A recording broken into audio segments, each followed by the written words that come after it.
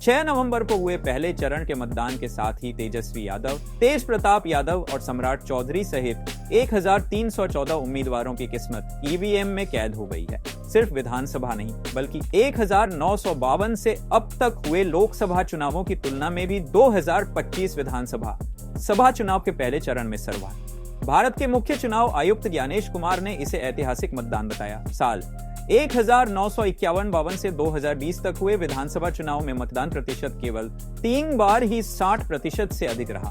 1990 में 62% मतदान हुआ था, वहीं 1995 और 2000 में क्रमशः 61, 79 व 57% मतदान दर्ज हुआ था। लेकिन 2025 विधानसभा चुनाव के पहले चरण में बिहार की 245 विधानसभा सीटों में 18 जिलों की 121 सीटों पर 3 करोड़ 75 लाख मतदाताओं ने 66% वोट दिया, जो साल 2020 में हुए पहले चरण के 1% मतदान की तुलना में लगभग 8% अधिक है। ये अलग बात है कि उस बार पहले चरण में 71 सीटों पर चुनाव हुए थे।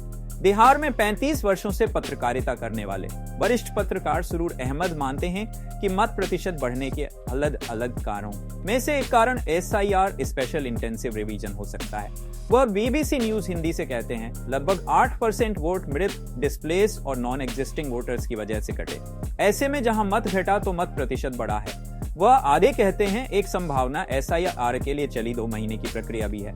इस दौरान डर की वजह से लोग अलर्ट हुए, जो मतदाताओं को बूथ तक लाने के लिए जिम्मेदार, जो मत प्रतिशत बढ़ने का एक और कारण हो सकता है। Tata institute of social science के पूर्व प्रोफेसर पुष्पेंद्र कुमार का मानना है कि ये बढ़ा हुआ 8% मतदान SIR के कारण हुए डिलीशन का परिणाम हो सकता है। वह कहते हैं, मत प्रतिशत बढ़ने के लिए SIR में मतदाताओं का नाम हटना एक महत्वपूर्ण कारण हो सकता है। जून 2025 में बिहार में कुल 89 करोड़ मतदाता थे, लेकिन SIR के बाद 30 सितंबर को जब फाइनल लिस्ट जारी हुई तो मतदाता 6% घटकर 42 करोड़ हो गए। बिहार प्रवासियों का राज्य रहा है।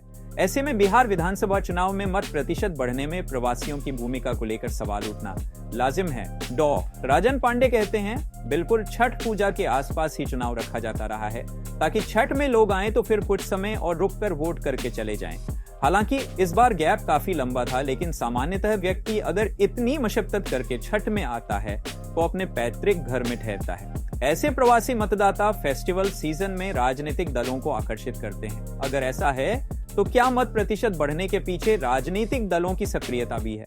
इस सवाल पर डॉक्टर राजन पांडे कहते हैं, इस दिशा में अभी तक सिर्फ ये दिखा है कि बीजेपी ने हरियाणा से कुछ लोगों को वोट देने के लिए बिहार भेजा है, लेकिन अन्य राजनीतिक दलों में न तो RJD, न JDU और न कांग्रेस किसी का ऐसा उदाहरण नहीं दिखा। इस पर पत्रकार कन्हैया भल्लारी कहते हैं, मेरा मानना है कि जो प्रवासी आए उन्होंने अपने पैतृक घरों पर ठहर कर अपने मताधिकार का इस्तेमाल किया। उनके ठहरने का कारण बिहार में धान की खड़ी फसल भी है, जिसे काटने के लिए भी लोग बड़ी संख्या में ठहरे हैं। लेकिन राजनीतिक दलों की सक्रियता पर पुष्पेंद्र कुमार कहते हैं, पहले SIR ने मतदाताओं को मताधिकार का प्रयोग करने के लिए सक्रिय किया। उसके बाद बीजेपी ने प्रिंट अखबारों में कई पेज के विज्ञापन दिए। दूसरी तरफ RJD जैसी पार्टी ने डोर टू डोर चुनाव कैंपेन करके मतदाताओं को सक्रिय किया। प्रशांत किशोर की टीम ने सोशल मीडिया का भरपूर इस्तेमाल किया, जिससे मतदाता अधिक उत्साहित हुए। हालांकि डॉ. राजन पांडे कहते हैं कि विज्ञापन हमेशा से आते ही थे, ये कोई नई बात नहीं है।